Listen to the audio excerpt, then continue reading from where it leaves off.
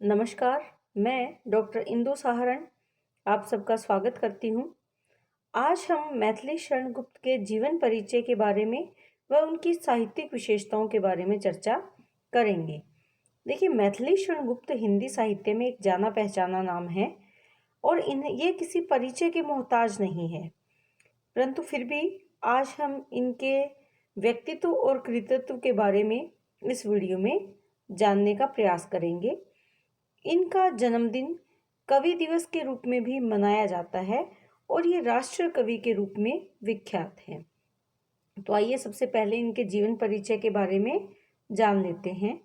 मैथिली शरण गुप्त का जन्म 3 अगस्त 1886 ईस्वी में उत्तर प्रदेश के झांसी जिले के चिर गांव में हुआ था। इनके पिता का नाम सेठ रामचरण गुप्त व माता सरयू देवी थी। दोनों ही धार्मिक प्रवृत्ति के थे और राम में इनका अटूट विश्वास था। वैष्णव धर्म को ये मानते थे और इनका प्रभाव मैथिली शरण गुप्त के काव्य पर और उनके व्यक्तित्व में भी दिखाई देता है। मैथिली शरण गुप्त महावीर प्रसाद द्विवेदी को अपने गुरु के रूप में स्थान देते हैं। उन्होंने जो हिंदी साहित्य की रचनाएं लिखना प्रारंभ किया, उसमें जो निखार आया या हिंदी साहित्य की खड़ी बोली का जो उन्होंने इस्तेमाल किया, वो इन्हीं से प्रभावित होकर प्रारंभ किया था। मैथिली शरण गुप्त की जो शिक्षा है, वो प्रारंभिक शिक्षा तो इनकी चिरगांव में ही हुई थी।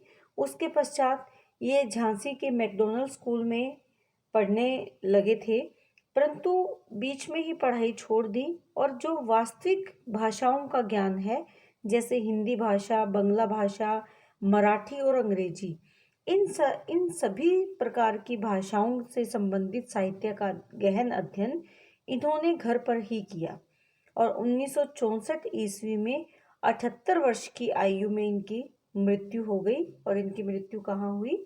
झांसी में। तो यहाँ जीवन के बारे में हमने यहाँ पर जाना, जन्म कब हुआ, कहाँ हुआ, पिता कौन थे, माता का नाम क्या था, गुरु उनके कौन थे, जो साहित्य के क्षेत्र में किनको उन्होंने अपना गुरु माना था, महावीर प्रसाद द्विवेदी को। फिर शिक्षा कहाँ से प्राप्त की और किन भाषाओं पर उनकी विशेष पकड़ थी और किन भाषाओं का उन्होंने विशेष रूप से अध्ययन किया, और उनकी मृत्यु 1964 ईस्वी झांसी में हुई। तो ये इनके जीवन के बारे में। इसके पश्चात इनके काव्य रचनाओं की अगर बात करें तो इन्होंने हिंदी साहित्य को अपने काव्य रचनाओं से काफ़ी समृद्ध किया और बहुत अच्छी अच्छी रचनाएं इन्होंने हिंदी साहित्य को दी है। इसमें सबसे पहले देखें तो इन्होंने महाकाव्य, खंड काव्य, चंपू काव्य, यानी कविता की जितनी भी विधाएं हैं, सब पर इन्होंने अपनी लेखनी चलाई है। महाकाव्य में साकेत और यशोधरा दोनों ही बहुत प्रसिद्ध महाकाव्य है। खंड काव्य में रंग में भंग इनका प्रथम काव्य संग्रह भी है। जयद्रथ वध, गुरुकुल, भारत भारती, झंकार, द्वापर, विष्णुप्रिया और पंचवटी, ये इनके प्रमुख खंड काव्य हैं। भारत भारती इनकी जो रचना है, ये 1912 में प्रकाशित हुई थी और इसी रचना के कारण इसमें भारत के प्रति, राष्ट्र के प्रति देश प्रेम के भाव हैं। तो राष्ट्रीयता की विचारधारा से प्रभावित है भारत भारती कविता इनकी, और इसी से प्रभावित होकर महात्मा गांधी ने इन्हें राष्ट्र कवि की उपाधि प्रदान की थी। तब से हम इन्हें राष्ट्र कवि के रूप में भी जानते हैं। इनकी जो पहली कविता है वो हेमंत है। ये आप ध्यान में रखें कि इनकी पहली जो कविता है वो हेमंत है, जो 1905 में प्रकाशित हुई थी। तो ये इनकी कविताओं के बारे में हमने जाना। इसके बाद अगर देखें, इनकी नाट्य रचनाओं में तिलोत्तमा, चंद्रहास और अनघ, इनकी नाट्य रचनाएं बहुत ज़्यादा नहीं है। और ये भास कवि, जो संस्कृत के कवि हुए हैं भास, इनके नाटकों से प्रभावित थे और इन्हीं के नाटकों को आधार बनाकर, प्रभावित होकर इन्हीं के नाटकों को आधार बनाया और उन्हीं को आधार बनाकर इन्होंने अपने नाटकों की रचना करी है। फिर अगर पुरस्कारों की बात करें, हिंदी साहित्य में अमूल्य योगदान देने के कारण इन्हें अनेक पुरस्कार प्रदान किए गए, जिसमें सबसे पहले हिंदुस्तान अकादमी पुरस्कार है, दूसरा है इनका मंगला प्रसाद पारितोषिक। ये दोनों ही पुरस्कार इन्हें साकेत के लिए दिए गए। साकेत जो इनका महाकाव्य था उसके लिए प्रदान किए गए। इन्हें साहित्य वाचस्पति से भी नवाजा गया और भारत सरकार द्वारा पद्म भूषण भी इनको प्रदान किया गया। हिंदी साहित्य के क्षेत्र में अपने उल्लेखनीय योगदान के कारण इनको ये सब पुरस्कार प्रदान किए गए। इसके बाद इनके साहित्य की विशेषताओं के बारे में अगर हम यहाँ जानें तो वैसे तो मैथिली शरण गुप्त ने तत्कालीन परिस्थितियों से प्रभावित होकर साहित्य की रचना करी, लेकिन उनके साहित्य की जो मुख्य विशेषताएं हैं वो कुछ इस प्रकार से हैं। सबसे पहले अगर हम देखें तो राष्ट्रीयता और गांधीवाद की प्रधानता हम इनके काव्य में देखते हैं। राष्ट्र के प्रति जो प्रेम के भाव हैं वो हम इनकी कविता भारत भारती में देख सकते हैं। ये इनकी वो काव्य रचना है जिससे प्रभावित होकर इन्हें राष्ट्र कवि की उपाधि भी प्रदान की गई थी और इसमें राष्ट्रीयता, देश प्रेम के प्रति या देश प्रेम के जो भाव हैं वो बहुत ही प्रखर रूप में प्रखर रूप में लिए हैं या प्रखर रूप में हम देख सकते हैं। उसके बाद अगर गांधीवादी दर्शन की बात करें या गांधीवाद की प्रधानता की बात करें तो मैथिली शरण गुप्त जी गांधीवाद से या गांधी जी से बहुत प्रभावित थे। वो गांधी जी के मानवतावाद, जो छुआछूत का जो विरोध कर रहे थे गांधी जी, उन सब भावों से बहुत प्रभावित थे। इसके साथ साथ जो सत्य और अहिंसा की गांधीवादी विचारधारा है वो भी कहीं ना कहीं मैथिली शरण गुप्त को प्रभावित कर रही थी। तो ये इनके काव्य में दोनों ही प्रकार की विचारधाराएं हैं, चाहे वो राष्ट्रीयवादी विचारधारा है चाहे वो गांधीवाद की प्रधानता है, हम ये इनके काव्य में देख सकते हैं। फिर है भारतीय संस्कृति व गौरव में अतीत को इन्होंने महत्व दिया है। भारत की संस्कृति से ये बेहद प्रेम करते हैं, उससे जुड़ा रहना चाहते हैं और ये मानते हैं कि एक समृद्ध देश को उसकी संस्कृति और उसका इतिहास बहुत प्रभावित करते हैं और उन्हीं को आधार बनाकर एक देश का विकास किया जा सकता है। और इन्हीं भावों को उन्होंने अपने काव्य के माध्यम से चित्रित भी किया है। फिर नेक्स्ट हमारा इसमें पॉइंट है, जो तीसरा पॉइंट है, पतिव्युक्ता नारी के प्रति उदार दृष्टिकोण। देखिए मैथिली शरण गुप्त ऐसे कवि हुए हैं जिन्होंने पतिव्युक्ता यानी पति से जो व्युक्त हो गई है, पति से जो अलग हो गई है या पति ने जिसका त्याग कर दिया है, ऐसी नारी के प्रति उदार दृष्टिकोण है और उन्होंने ऐसी नारी पात्रों को विशेष रूप से अपने काव्य में स्थान दिया है। वो चाहे साकेत में उर्मिला है या फिर यशोधरा है या फिर विष्णुप्रिया, ये वो नारी पात्र हैं जिनको आज तक इतिहास में विशेष जगह या स्थान नहीं दिया गया या इनकी उपेक्षा की गई। हम इतनी बड़ी रामायण पढ़ते हैं लेकिन उर्मिला के बारे में कहीं पर भी बहुत ज़्यादा विस्तार से उसके दुख के बारे में, उर्मिला जिसे कि लक्ष्मण ने त्याग दिया था अपने भाई के साथ जाने के लिए, तो उर्मिला ने वो दिन कैसे बिताए इसके बारे में हम कहीं ज़्यादा विस्तृत रूप से नहीं पढ़ते, लेकिन मैथिली शरण गुप्त ने उन्हें अपने काव्य में स्थान दिया। उसके बाद जो यशोधरा है, जो भगवान बुद्ध की पत्नी है, जिनको बुद्ध ने रात को सोते समय वो छोड़कर चले गए थे। वो महल में सो रही थी और उन्हें पता भी नहीं था कि उनके पति घर से चले गए हैं।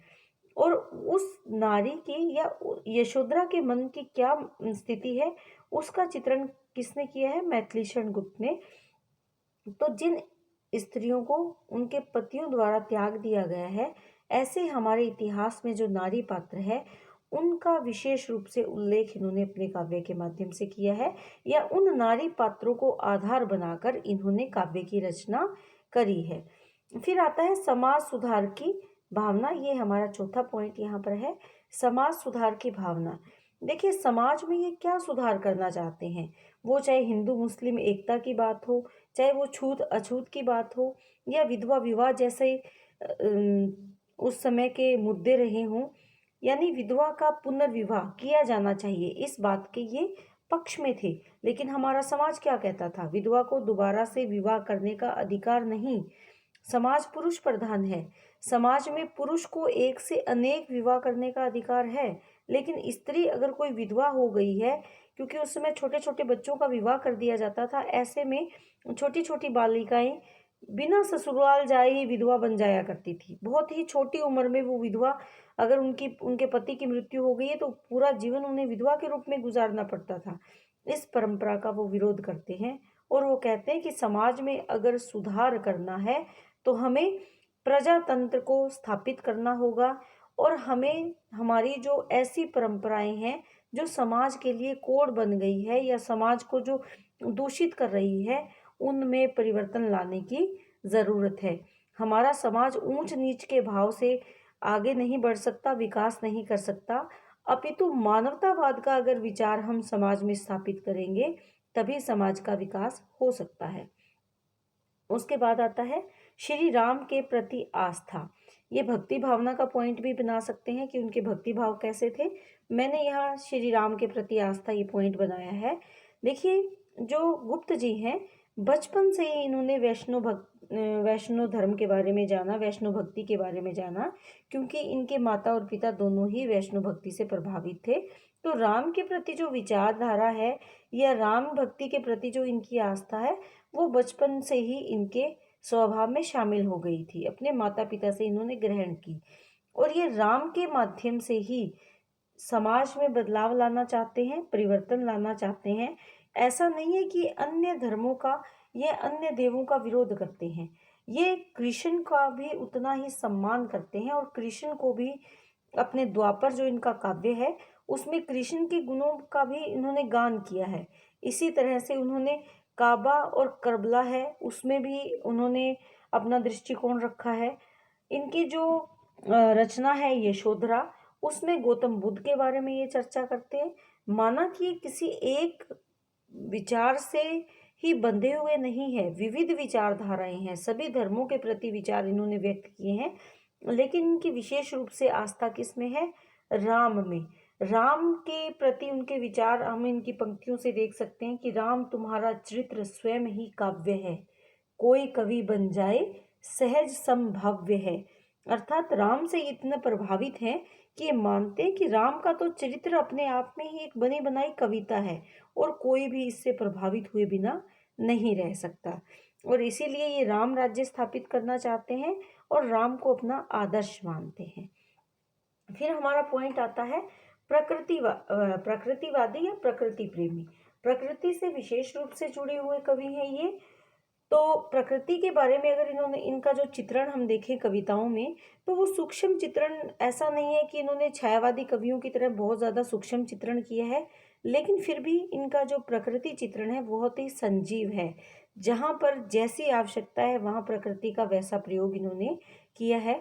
कहीं पर प्रकृति को ये आलंबन रूप में लेते हैं, कहीं पर उद्दीपन रूप में, कहीं पर मानवीकरण रूप में प्रकृति का काव्य में इस्तेमाल किया है, तो कहीं पर प्रकृति उपदेश देती हुई प्रतीत होती है, यानी उपदेशिका के रूप में प्रकृति का इन्होंने वर्णन किया है या अपने काव्य में इस्तेमाल किया है। फिर अगर रस योजना की बात करें, क्योंकि इन्होंने विविध विषयों को लेकर अपने काव्य की रचना करी है, तो इसमें विविध रसों का समायोजन किया है अपनी कविता में। जहाँ पर नारी के दृष्टिकोण है, जहाँ वो नारी के वियोग का वर्णन करते हैं, चाहे वो यशोधरा है चाहे वो साकेत है, वहाँ पर जो वियोग वर्णन है या वियोग श्रृंगार का ज़्यादा परिपाक हुआ है। इसके साथ साथ जैसे झंकार इनकी कविता है वहाँ पर शांत रस आ जाता है। जय भारत जो इनका काव्य है वहाँ पर भयानक रस का समावेश इन्होंने किया है। तो इस प्रकार इनके काव्य में विविध रसों का समायोजन किया गया है। भाषा शैली की दृष्टि से अगर इनका काव्य देखें तो सबसे पहले अगर हम भाषा पर विचार करें तो इनकी भाषा सहज और स्वच्छ भाषा है। इसमें मुख्य रूप से खड़ी बोली, क्योंकि महावीर प्रसाद द्विवेदी से ये प्रभावित थे और महावीर प्रसाद द्विवेदी ने खड़ी बोली को शुद्ध रूप देने में एक महत्वपूर्ण भूमिका निभाई है। तो इनके काव्य में भी जो भाषा का इस्तेमाल हुआ है वो मुख्य रूप से खड़ी बोली का इस्तेमाल हुआ है, परंतु अन्य भाषाओं के तद्भव, तत्सम, देशज, विदेशज सभी प्रकार के शब्दों का इन्होंने समावेश किया है। शैली की दृष्टि से अगर हम इन पर चर्चा करें तो शैली जिस प्रकार के विचारधारा आए हैं वहाँ पर उसी प्रकार की शैली का इन्होंने इस्तेमाल करना सहज रूप से या स्वाभाविक रूप से ठीक समझा है। जैसे कहीं पर वर्णात्मक शैली इनकी आ जाती है तो कहीं पर प्रतीकात्मक शैली भी आ जाती है। तो इस प्रकार इनकी शैली की दृष्टि से भी इनके काव्य में विविधता है। तो बीच में अलंकार भी आएंगे, जैसे भाषा मुख्य रूप से प्रसाद गुण के साथ है, वैसे ही अनेक अलंकारों का भी समावेश है। कहीं पर अनुप्रास अलंकार है, कहीं पर रूपक है, कहीं उपमा है, कहीं कहीं विरोधाभास अलंकार भी हमें इनके काव्य में मिलता है। छंद की दृष्टि से अगर देखें, रोला, गीतिका, हरि गीतिका, उल्लाला, छप्पे आदि छंद इनके प्रिय छंद रहे हैं, जिनका इन्होंने अपने काव्य में सुंदर समावेश किया है। तो ये मैथिली शरण गुप्त जी के साहित्य की मुख्य विशेषताएं हैं जो उनके काव्य में दृष्टव्य है, और उनके काव्य का जब हम विस्तृत अध्ययन करेंगे तो आप पाएंगे कि ये सभी विशेषताएं सहज रूप से हमें उनके काव्य में देखने में मिलती है। तो उम्मीद करती हूँ कि आप इसे बहुत अच्छे से समझ पाए हैं। बहुत बहुत धन्यवाद।